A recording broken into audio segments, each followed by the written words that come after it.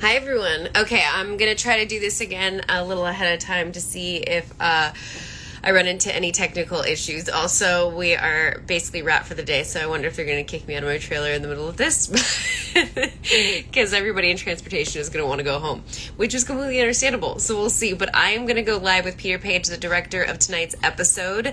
All I Want for Christmas Is You. I'm gonna bring him on, and I figured, considering my track record with technical difficulties, that this will happen again. So, hi everyone. Thank you so much for taking part in the giveaway and for the Tell Me You're a Station 19 fan without telling me. I'm really excited about those giveaway gifts, so I hope you guys are too. And I didn't actually know that Station 19 had all that merchandise until I kind of stumbled upon it, so I don't know if you guys did too, but it's really cool that it exists. Anyways, hi everyone. Yes, I am live again, gonna be with Peter Paige. I'm just reading some of this. So I'm gonna see if I can get Peter on. Let's see. Aww.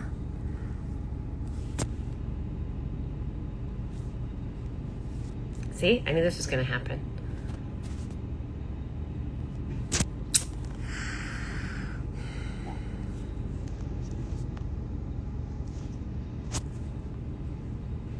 Let's.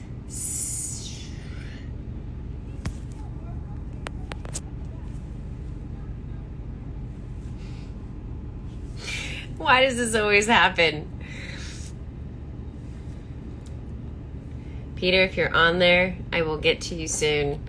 It does this thing where the one person that I want to go live with, I can never find when I'm trying to invite them to join. So it's just my luck. But I'm not going to wait any longer. I'm going to close out of this and re-sign on and see if I can find Peter, the director of tonight's episode. Okay, be right back. I'm going to get this to work.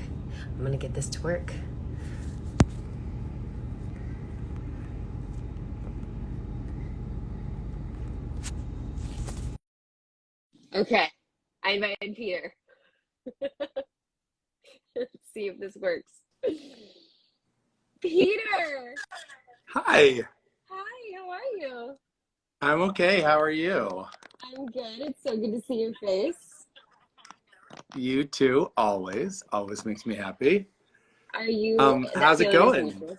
It's good. We're out here filming. It's very Seattle weather, which is good. Indeed. But Indeed. as you Uh, know, creates its own obstacles. it does, but it looks fantastic. People look great in weather like this. So, Yes. Why is that, by the way? uh, you know, sunlight is a really harsh light, especially depending on the time of day. So it creates shadows. You don't have anything on your face that is a problem, so you're like good to go always. But normal people have crevices and lines and things that the sunlight highlights. And anyway, I I have all those things, Peter. you But thank really, you. really don't. And it only makes me slightly angry. Thank you for saying Let me that. see if I Okay, can. I'm going to talk all about you now. So you are the All right, director of hold tonight's please. episode. Yeah? That a little better? There, I turned my light down just a little bit. Okay. My ring light. Your ring light looks amazing. You look amazing. Thank you. So you are the director of tonight's episode. Yes. I kind of wanted to ask first and foremost is actually, when did you know you wanted to be a director? Sorry, before you do this, we're getting a lot of comments that we're on the wrong account. But it's how I found you, Peter. So do you want to go from stage? Do you want to go to Yes. station and then switch over? Okay, Yeah. I will meet you there in 2 seconds. Okay, bye. Goodbye.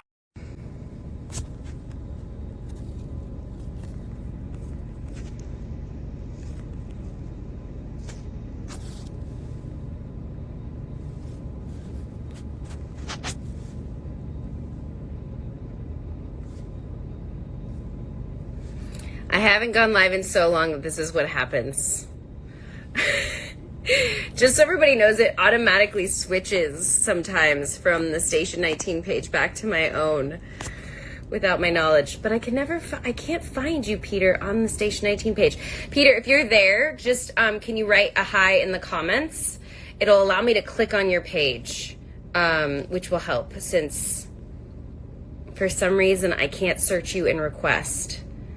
If you are there and you can see me. The Peter Paige. So weird. So weird how it... Peter, are you there? Oh, technology.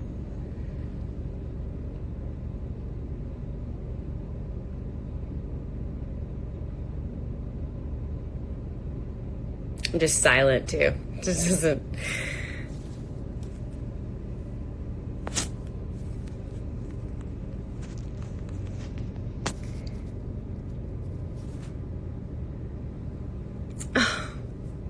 Why? I wonder... Peter, did you comment? Can you hear me? Are you there? Peter? I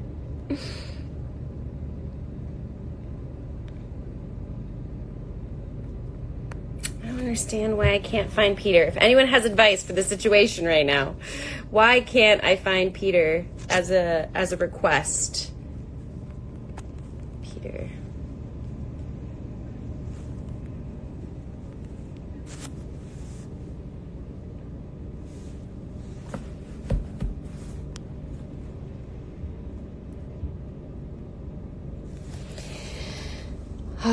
Okay.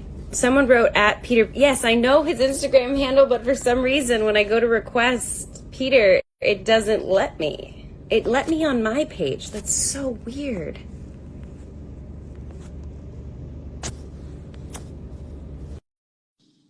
Okay, Peter will be on in a second, hopefully. Hi. Hello. Did you see me struggling that whole time? Were you just No. sitting there watching? Oh, good. I didn't. I was waiting patiently and then not patiently. Thank you for not waiting too patiently at the end there, because I was like, why can't I get hold of Peter? I can't find Peter. And then all of a sudden you were there. The fans are coming through, though. Thanks, everybody, for knowing that I brazenly put a "the" at the beginning of my Instagram handle back in the day when I thought that was funny. And now I'm sure a lot of people can't find me because of it. But so No, I found you. You know what's crazy is it kept pulling up different Peters. I'm like, stop. I want the Peter Paige. Stop giving me other Peters.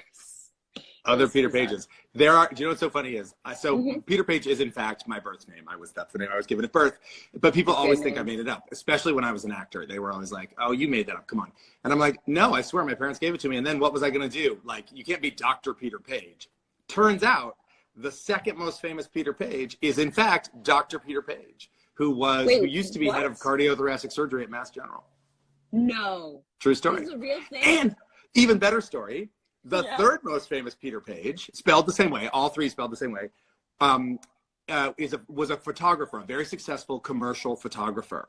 And he used to do a lot of like properties and hotels and things like that. One night I'm staying in a hotel and I'm not getting my messages, and my friends are frustrated with me, my work colleagues, because they can't get a hold of me and I'm not answering my phone. It turns out we are staying in the same hotel on the same night. That is a true story. Did you guys meet each other? We didn't, but at 7 a.m. he called me and said, Peter Paige? And I said, yeah. And he said, Peter Paige. And I was like, shut up! And he was leaving and I was hungover, so we didn't connect. But, anyway. I love that it's also spelled the same way, and that's pretty amazing. I did not know that. Did you ever find out if there was any relation between all three of you? I have not ever checked to see if we're somehow related. I should probably, but I have not. Because the Paige is traditionally more of the black name, the black version of the name. Interesting. So anyway, who knows? Well, I love it. So wait, before we do anything, before you start asking me questions, Ms. Overprepared, as usual, you cracked me up with you sent me the interview questions. I was like, she's amazing. Did you watch the episode? I did. What'd you think? I love it.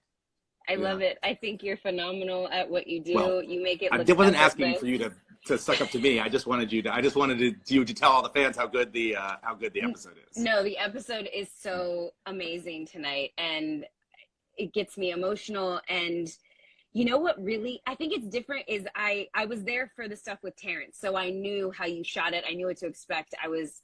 I'm always surprised pleasantly by how you edit things together and put things together. And of course, we'll always talk about this off camera, what things you chose and what things were different. Sure. But what really got me too was the Vic and the other isn't that a great storyline?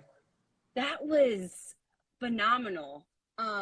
So the whole episode was amazing. I love the Terrence storyline, but I loved the Vic storyline, and that one really sucked me in because I didn't know what to expect. And again, just for everyone watching, Peter's way of directing is so effortless. You create movement and flow without feeling like it's forced.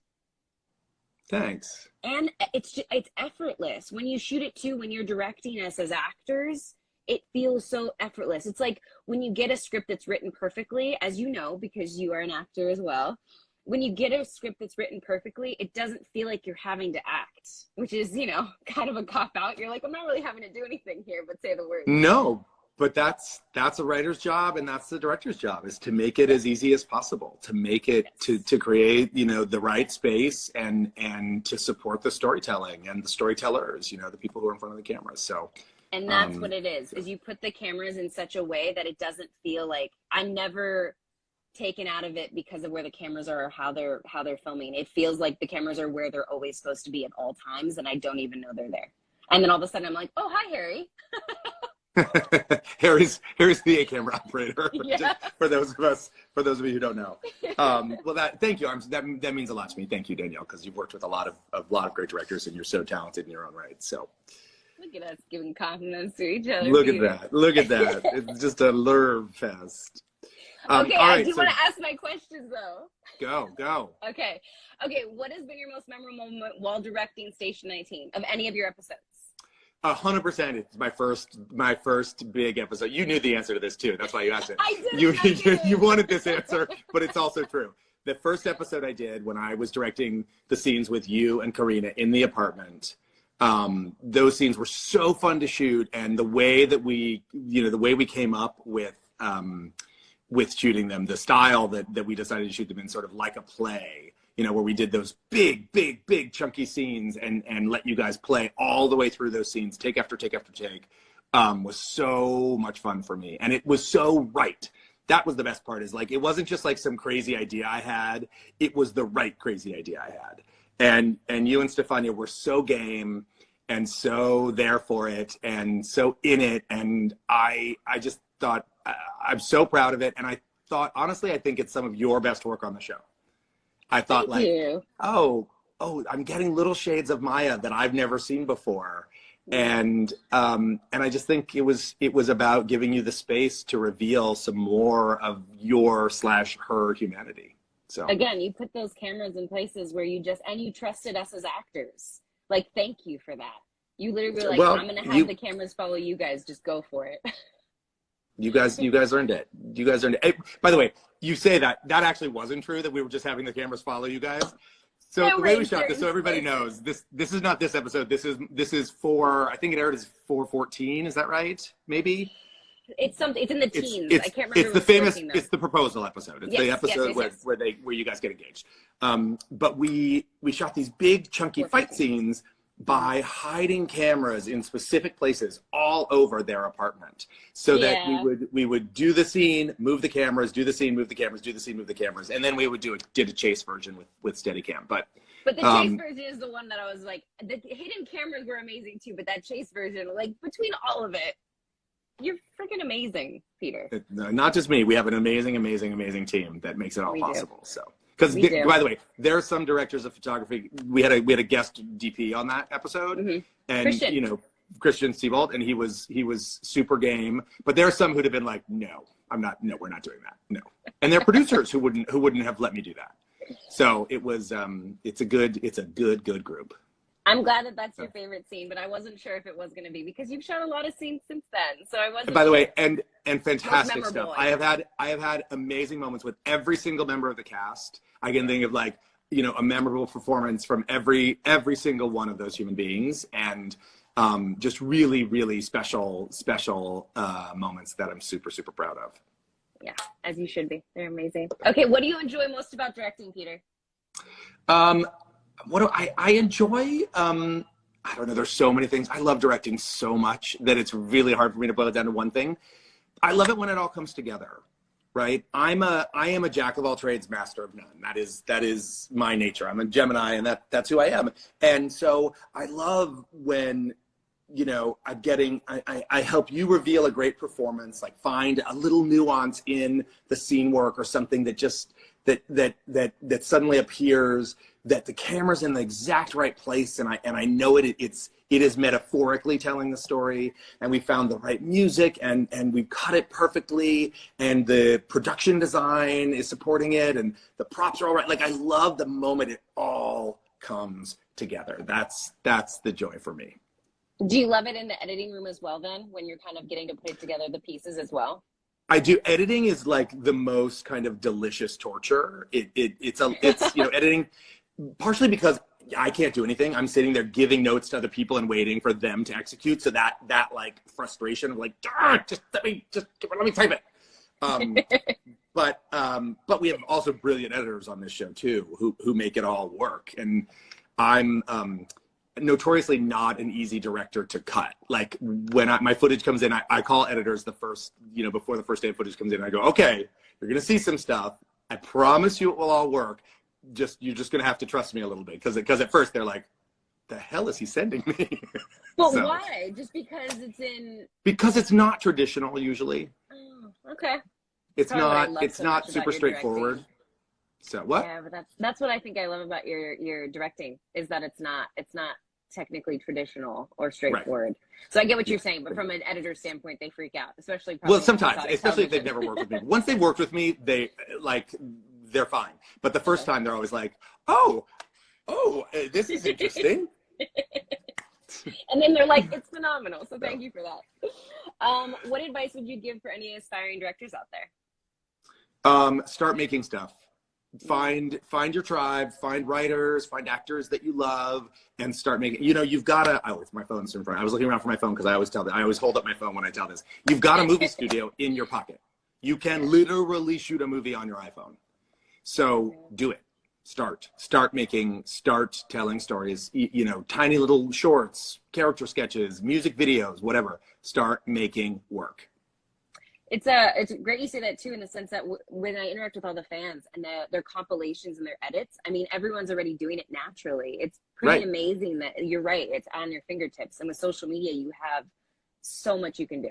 So I love outlets for everything. You know what I mean? Like, get on TikTok, get on Instagram, you know, you can put a lot out into the world, and that's where new talent is getting discovered these days. Back in my day, that is not how it worked. You had to work your way up through these very kind of almost prescribed tiers. You sort of arrived in LA, you started auditioning, people got to know your name, then you got your co-stars, then you got your guest stars, then you would start recurring, and you knew anybody you saw recurring, like on NBC, on some sitcom, you'd be like, oh, next year he's gonna have a show.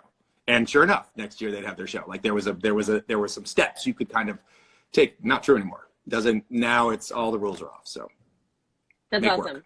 I guess it's good and bad in both ways. There's no like steps, but at the same time, you can do it from anywhere, I guess, now in the world. All true. Both true. It's frustrating in its shapelessness, but it's also exciting in its shapelessness.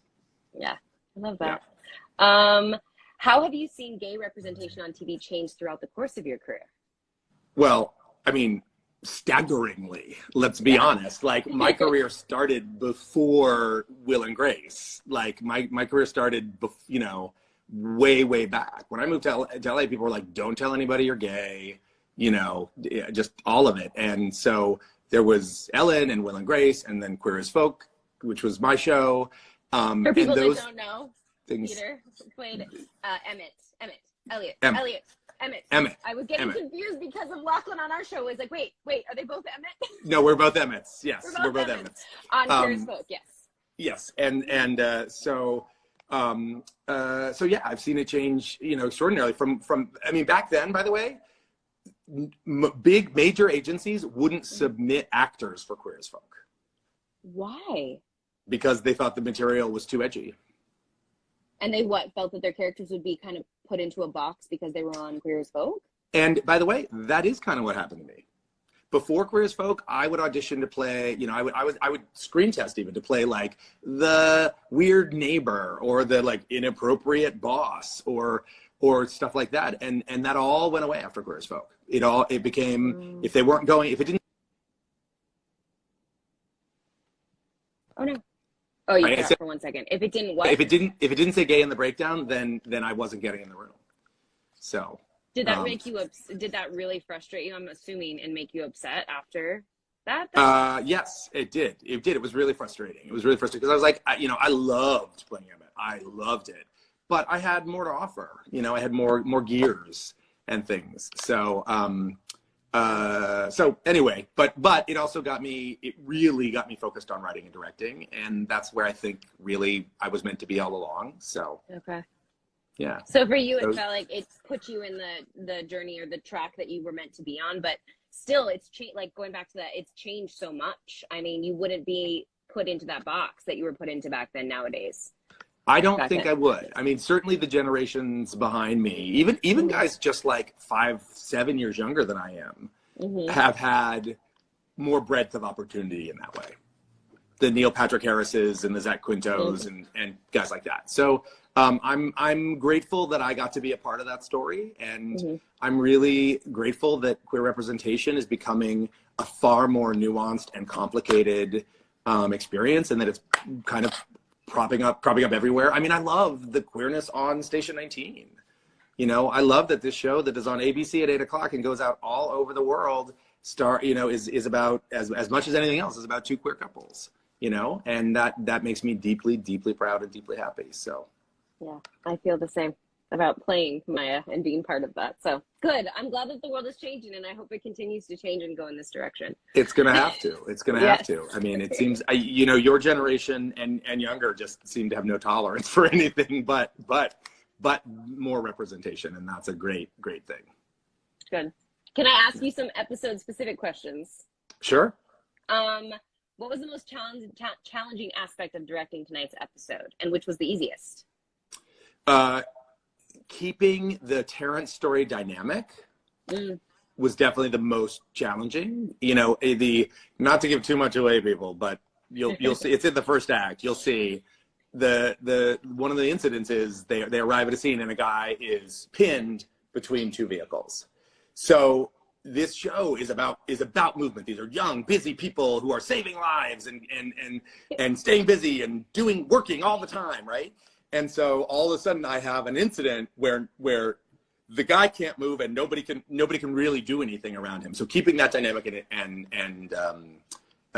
interesting was definitely the biggest challenge. And then what was your second part of your question? Which one was the easiest to shoot, or the easiest aspect of it? I mean, the easy aspect is you guys are all so good at your jobs. Is that I can worry about the things I need to worry about because I know you guys are going to show up and you're going to be great. And that's a real gift because that's not always true. Thank you for saying that. Thank you. You make it easy. Again, I'm going to point that out because not every director makes it easy. Fair enough. How do you tackle directing scenes focus on subject matter? I don't want to give anything away. Like the subject matter in that story tonight? Yes, with Vic and her character. Very carefully. I mean, I'm a firm believer that art is meant to get into it, right? That art is meant to talk about things. And do you have to go to set? Is that what's happening? No, they're trying to move my trailer. It's fine. Oh my God, hilarious. Sorry. That I'm a firm believer that art, that you're meant to go there. And I'm a firm believer in the power of television to shift cultural conversations. I've witnessed it firsthand. I've been a part of it a lot in my career. So I believe it's really important. I believe in communication. I believe in giving actors a little bit of space sometimes when they need it. I believe in, creating a set where people feel safe and comfortable to ask questions, to get it wrong sometimes, to try things. Like I hope that you feel that when you're working with me, that you're like, and you know that I've got you. Like, I'm not gonna ever let you look like an asshole. I'm not gonna ever let you, like, I want the best possible version of you captured, right? That's what I want. And so I'm in it with you. And even when it's scary or dark or messy or complicated, that we're gonna find our way through it together, and we've got the time and energy to do it. And you do that. You push us to give the best performances that you feel are in us, even if you don't even know us, like you did that first episode. So you really do push us to give the best performances. And I don't know how you see that, because some people don't see what we're capable of, but you see it, and then you give us the space to just be. And it's, I know you say we make it easy, but you make it easy for us to just feel comfortable. And I trust you. When we get a take and you're like, we got it, I never question it. I'm like, sometimes you're like, a director's like, no, we got it. And I'm like, did we? Do we? I can use one more. I think I need another take. And by the way, when actors say, can I have one more? I will give them one more if I can, if we're not like completely losing the light and it's all falling apart. But I mean, I don't ever move on without feeling like I've got it. And that isn't 20 takes. I'm not David Fincher. Like, I'm not there to torture anybody. And it's TV. We got to move on, right? We got to keep moving. The machine has to eat.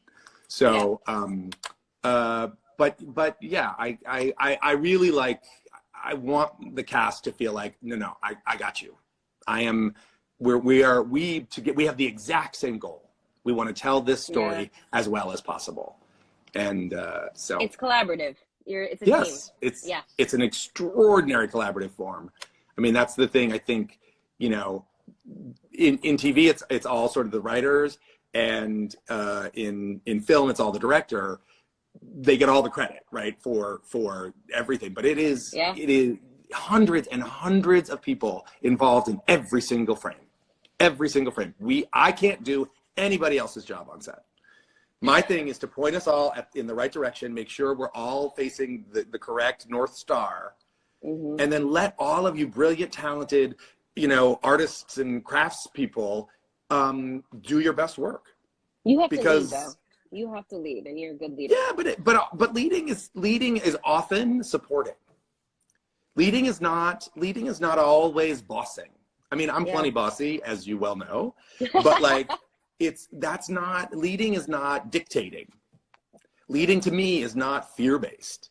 It's collaborative, it's celebratory. Yes, that is the best costume for this scene that we could possibly have. I love it. Fantastic. Thank you. And thank you for thinking of the things I didn't think of, which is, she's going to have support for that, or we're going to have to figure out something because there was no place to put her microphone, or all those things that are not in my head because I'm thinking of 700 other things, so. Yeah, anyway. It is collaborative, but you acknowledge that too. I know that they're freaking out because the show's going to air in 2 minutes. Yes. I also am saying, if you guys want to leave, I just want to finish a couple questions with Peter. Let's see. Go watch, you guys. Don't miss the beginning. It's really beautiful. Don't miss the beginning. I love the opening, so please go watch. But you can tune back in. This will be on the Station 19 feed after, so you can tune back in and yes. Yeah. Everyone's going. Go to the East Coast feed. I'm just gonna finish up with Peter. This will be on the Station 19 page, guys. Don't miss the show. Go to the show.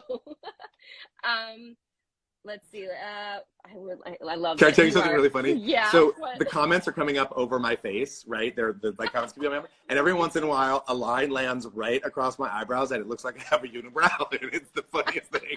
It's just like the text every time. It just right now I've got it. Yeah, that's so good. I look like one of the characters from Dodgeball or something, or Galaxy Quest. You remember the aliens in Galaxy Quest who had the one eyebrow? Yeah. Anyway. Yeah. I don't see it on my side. I think you still look amazing. But even if you had a Galaxy Quest eyebrow, you'd look great. No, trust me on this one. I'm seeing it, and it's not good. It's not really a look for me. But we'll finish up with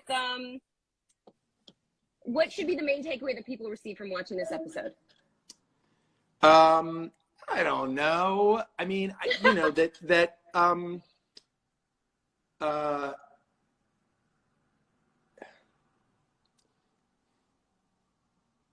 that there is a way out of difficult situations. There's a way out of difficult things. What? Oh, can you hear me? Did my back? I got back. it like a text or something. Yeah. That there is a way out of difficult things. that there is a way through difficult situations. And it may require asking for help, and it may make you really uncomfortable, but I think that thematically, that's what this is about. Okay, good. Let me get my question. I got panicked when I was like, the show's starting, live tweeting. I all of a sudden have a moment. Okay, having acted, since people may not know, having acted on both Station 19 and Grey's Anatomy, if people don't know, look it up. True. Which character did you enjoy playing more and why? I don't know. I love playing both of them. And first of all, they were a decade apart. I loved playing Benjamin on Grey's Anatomy just to get to play, Benjamin had a brain tumor and he said everything he thought. He didn't have any filter, and get to do that. That's fantastic. I got to tell, Ellen Pompeo, she looked tired and she needed to condition her hair. It was, so that was super fun, especially because I am incredibly concerned about what other people think. So I'm not, people accuse me all the time of saying everything I think, when I'm always like, no, I don't say anything anywhere near what I think. But you're so honest. I am honest, but I'm not entirely forthright. I'm very concerned about other people's feelings. So I withhold far more than you think. Which I do know too, and you've got such a big heart, which I've experienced firsthand, and really caring about the people you are around. Thank you for caring for me so much, I have to say. It's genuine, very genuine, and vice versa. And then I loved playing Cooper. Like, I got to work with Barrett as an actor. Like, she's amazing, and we had a blast together. Like, we had so much fun. I fell so completely in love with her, and just in our 2 days of shooting, it was great. My least favorite part was setting myself on fire. That was my least favorite part. Running around screaming like I was on fire. That was awful. That was hell. So maybe you liked your character on Grey's more just because of that simple fact. I mean, they both died. I guess so. Yeah, just one. I guess you weren't awake when the character died, right? Right. Just laying there. I have to say, I remember when Barrett shot that episode with you. I was so jealous because she came back and she's like, "Oh my gosh, Peter Paige is so amazing. He's so great to work with." And she's telling me all these stories and rambling about all this stuff, and I'm just like, I want to meet him. And I remember when you came to direct, I was so happy that you were directing Stefania and I was like kind of nervous because I was like, I'm not going to be able to live up to Barrett. and I remember. But you absolutely did in your perfectly Maya way. So. Yeah, but it was. I remember her just raving about you. Even you came on as an actor and we loved you, and then you came back to direct us, and now you're one of our bosses. I know you can't get rid of me. I'm like chewing gum on your shoe. No, I don't want to get rid of you. Okay, last little Station 19 Grey's question is: which character would be your best friend in real life, from both shows? If you had to choose a character on any of the shows, who would be your best friend? So, truthfully, it probably is Levi. Yes! I love And for those of you who don't know, I directed Jake Borelli, who plays Levi Schmidt, in a movie called The Thing About Harry, which I would love for you to go and find. It's a very sweet rom-com that he's so brilliant in. And Jake is a good friend of mine. And so there's something, while Jake and Levi are not exactly the same person, there's enough of him in there that I have to say that it would probably be Levi. I forgot about that movie. I forgot that he went and shot that right, because before the pandemic and everything, Jake and I were hanging out all the time. I went over to Grey's, we bonded, and I totally forgot that he went to go shoot that. That was me. That's what it was. Is Barrett was raving about working with you as an actor. Jake was raving about working with you as a director, and I was like, this guy that everyone around me keeps telling me about, and I'm so happy that I finally got to work with him and continue to. The universe brought us together. Where can you find it? The Thing About Harry, you can buy it on iTunes for like $2.99 or something. It's very cheap, but it's in the TV section, not the movie section, because it was made for TV. But it's really, I promise you, it's really, if you like a rom-com, you'll love the movie. I'm so proud of it. And it's The Thing About Harry. The Thing About Harry. Okay, got it. I've got to go watch it. I've got to do a bunch of research and watch it. You've never watched it? Mm-mm. I know. This is, I should have, I can't lie, you know me, to be honest. No, you should not have lied. That would have been terrible. Because I always can tell when people did it. When I was doing press for that movie, I would go do stuff and people would be like, it was great. And I'm like, you didn't watch it, I can tell. And it's just, No, I'll go watch it, and then next time I see you after the holiday break, we'll have some stuff to talk about. Well, anything you want to leave about tonight's episode? I'll go live tweet now. No, go. If you haven't started watching, go watch. It's enough time's elapsed now that you'll miss at least some of the commercials. We love you, the fans. It's so great to be invited into this, fan family. I love how passionate you all are. But by the way, fans, be nice. Be nice to us. Remember, drama is a ride. Drama is a ride. Dramatic television is a ride. Everything can't be nice all the time, or there's no story, and you would all die of boredom. So just remember. Nice, Peter. Oh, every once in a while. Oh yeah. Yeah. There's some hateful tweets that come through every now and then. So threatening. No more of that.